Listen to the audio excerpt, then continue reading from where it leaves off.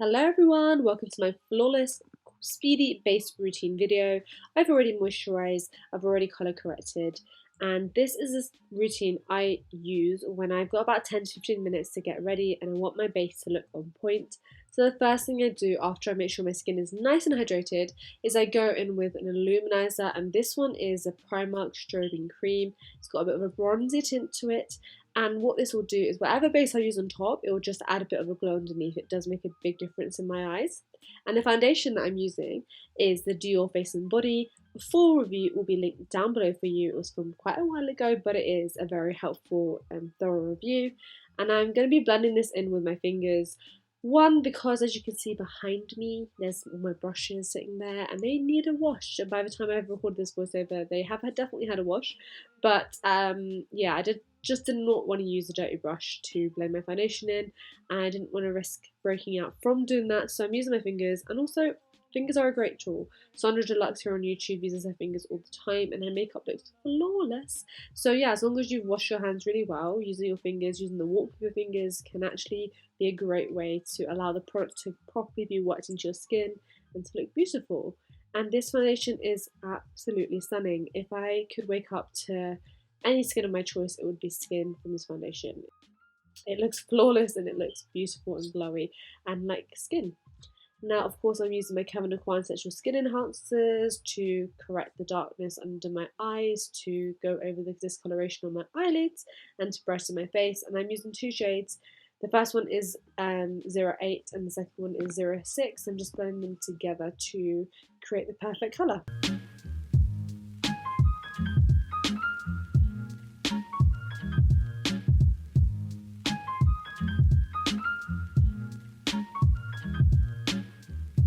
So to blend the concealer in place, I have got the Juno sponge and I've just dampened it a little bit with the hyaluronic spray, more on that later.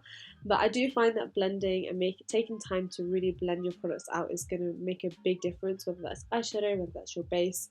The more time you can put into that, the better your makeup will look. And for me, if I have a limited amount of time to get ready, I will definitely focus on the under eyes, because when your under eyes are concealed, when the darkness is disguised, then you look a little bit more awake, a little bit more rested, and a little bit more ready for the day. And then, of course, I'm setting them in place. And this is the Soap & Glory Kick-Ass Powder. It is amazing and it is very affordable. So if you've not tried it yet and you're wanting a new setting powder, pick this up. I use this for under my eyes, I use this for my T-zone and for my smile lines. Essentially anywhere where I know in a few hours, or with touching my face, or with running around, rushing around, my makeup might start to fade. This is going to help that base stay in place.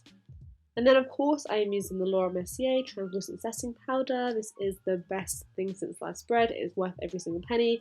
I'm still annoyed that I didn't pick it up before, honestly. And I'm just taking whatever's left of it now and just putting it anywhere where my makeup might move, and putting a little bit extra where my foundation tends to crease with my smile lines. And then I'm going with the brows. Now this is a Freedom pomade, and I have so many of these like cheap pomades that I just don't use, and some of them are way too dark. I think this one could be a little bit too dark. And recently I've been rocking the darker brow look and I don't love it, so I'm going to be sorting through my brow collection for sure. But yeah, this is also essential because eyebrows are a must, and the spoolie that I'm using here is from Primark. It's £2.50. You need to get it if you've not tried it already. It's honestly very, very comparable to higher end and more expensive versions.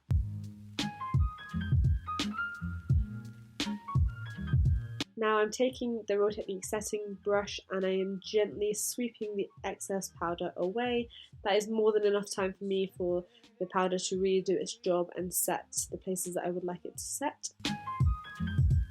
And then I'm taking the Hourglass palette. This is from last year, and I'm taking the bronzer, and I just think that, first of all, if I had to choose now between blusher and bronzer, it would be bronzer all the time, because bronzer adds so much definition to your face. Once you've concealed and all the blemishes and you kind of flattened out your face with foundation and concealer, the bronzer brings the life and the 3Dness back to it.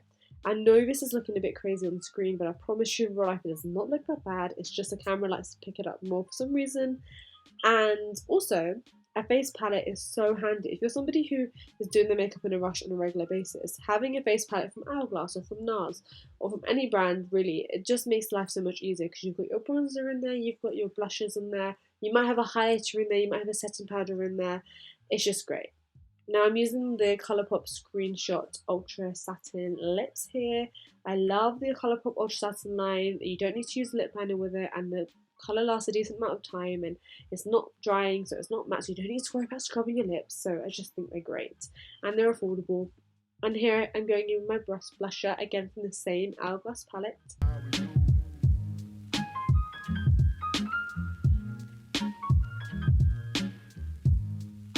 For highlighter, I'm going to be using the Anastasia Beverly Hills So Hollywood highlight, and this is a Morphe brush that I'm using it with.